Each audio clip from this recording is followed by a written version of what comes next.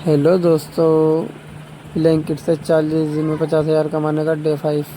हम स्टोर पहुँचे। स्टोर पहुँच के हमने स्कैन करा, हमारा पहला ऑर्डर लगा। पहला ऑर्डर लगने के बाद हमने भाई को ऑर्डर दिया। ऑर्डर दे के हमें कुछ ही अर्निंग मिली। फिर मैम का एक और ऑर्डर दिया। मैम का ऑर्डर देने के बाद हमें कुछ ही अर्निंग लगी। फिर हमने ऑर्डर का वेट करा। वेट करने के बाद हमें ऑर्डर मिल गया था। हमने मैम को ऑर्डर दिया ले जाके। फिर भाई का एक और ऑर्डर दिया। आता ऑर्डर लग गया था। फिर इन भाई का दिया तो एक और भाई आए थे, दूसरे स्टोर से थे, मैं दूसरे से। फिर हमें एक और ऑर्डर लगा आता। फिर हमने इन मैम का ऑर्डर दिया। इनकी पेमेंट कैश थी, इनसे कैश लिया। फिर हमने लिफ्ट में रखना था, ये हमने लिफ्ट में फेंका। फिर हमने ये एक लिफाफे में डाला, इन्होंने रस्सी लटका दी थी।